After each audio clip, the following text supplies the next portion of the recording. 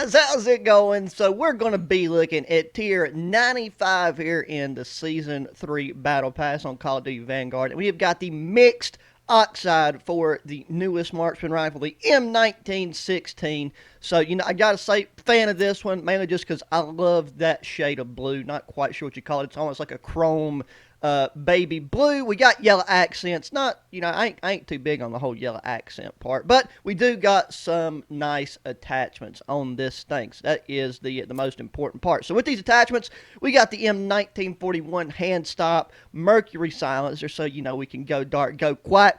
The Fitzherbert 495mm short barrel, Clauser 20 round fast mag, lengthened ammo for that velocity, stippled grip, slate reflector, remove stock, quick scope on hand. So this right here is meant to be an aggressive setup for this marksman rifle, and it suits it very well. In all honesty, at first, after you use this marksman rifle, even with some of the extremely accurate setups with some of the slowest ADS times and everything, you'd think that going with a loadout like this would lend to an extremely hard to control and inaccurate marksman rifle, and it's definitely it's a little bit harder to control and get, you don't really get as fast follow-up shots or accurate follow-up shots at the longer end of medium range and long distance, but it is, once you get a feel for it, very controllable. I used it quite a bit last night, played some Warzone matches with it. It performed very well, even in Warzone, although I would kind of prefer to have just a little bit more on the optic magnification side, but I just thought, I would do that for reference point. But yeah, I mean, that's really all we can say about it. It's just a nice looking blueprint for this marksman rifle, and this marksman rifle is just amazing to play with and just super fun to use regardless. So with that said, we're going to get it equipped into a class setup and go in high and dry into a match and play around with it. Okay, so what better to test out an aggressive class setup than some blitz pacing on Das House hardpoint?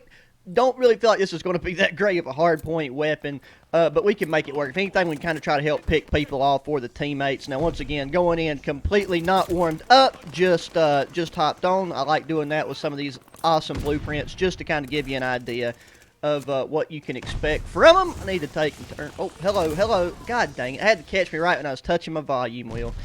Okay, so let's take, and the hip fire is also very nice. Now, right there's a good example. So this thing has somewhat of a pretty noticeable, trigger cap on it. So it's not like you're going to be going to the moon with this thing, but you still can't really take full advantage of the fire rate that you do get with this. Like, you kind of have to be methodical with it just to keep yourself, because if you take and really spam it, that's without any control. I mean, that right there, that was 13 rounds, and it just sends it straight to the sky. God dang, the fire rate's really this thing's biggest handicap, in my opinion. I wish there was a way to boost the fire rate, because in them up-close engagements like what we just had right there, we ended up coming out on top, getting 3 people down, but I think that's mainly just because they thought that I was a dead body because I went prone.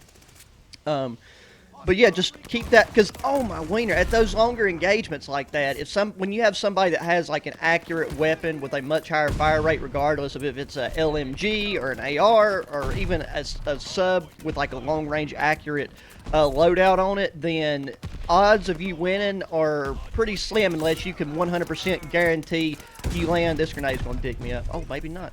Then, unless you can pop one in the head, it's just going to be kind of hard to guarantee some of them kills. And I mean, it won't even have nothing to do with skill level. It really would just come down to, accuracy, skill level, but just to what weapon you're paired up against, and how well you can manage to control your fingers. So up close like that, slamming 2 shots with this weapon, I feel like that should have been a kill just because of this thing's fire rate restrictions.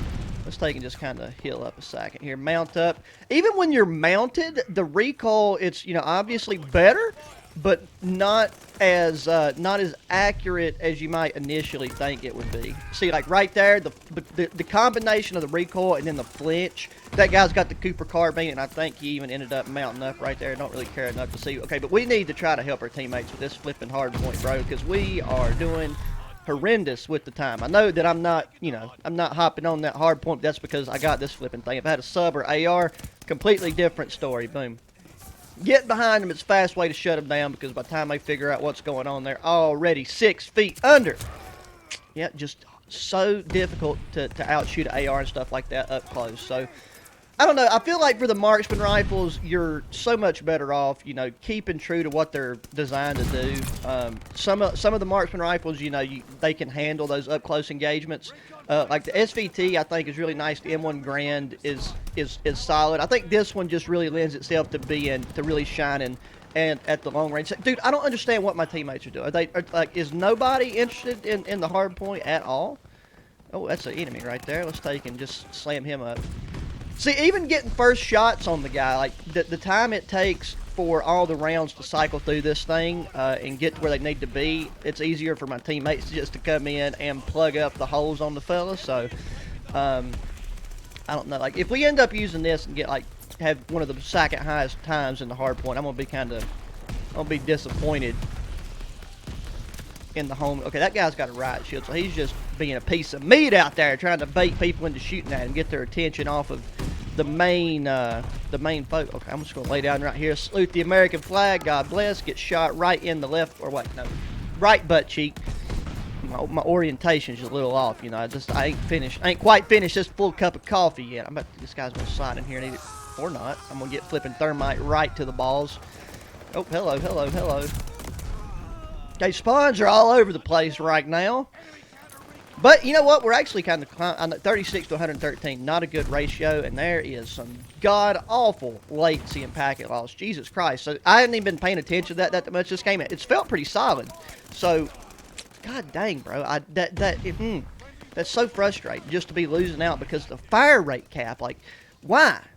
I mean, like, I know they want to balance this thing. I honestly don't even know if it's potentially been nerfed since the first time. I should have checked on that. I normally do. But I know whenever this thing first dropped, I was loving it, bro. You know, we done the initial reaction, no attachments, really solid. Yeah, I just feel like the flinch in combination with the slow fire rates, what's really hurt us this game. And you know, that just comes from being okay. That right there is a good combination, whoever that pulled with the old counter UAV and then getting the mortar strike, because I don't know if that's our mortar strike or the enemy, because nobody's died on my side here. Out. Okay, yep, enemy. Yep, definitely enemy. Man, we was doing pretty solid right there on the leaderboard here until the last stretch of things. Oh. Come on, just push through. God dang it. Okay, well, we got one body. One body right there coming. Yeah, okay, so, oh man, there's a part of me right now that's just getting frustrated and really wants to switch to a sub or an AR because this little get up right here is not doing our team. Jesus Christ, this piano's the size of a cow, bro. Flipping prone block the whole map, why don't you? Nope, hello, hello.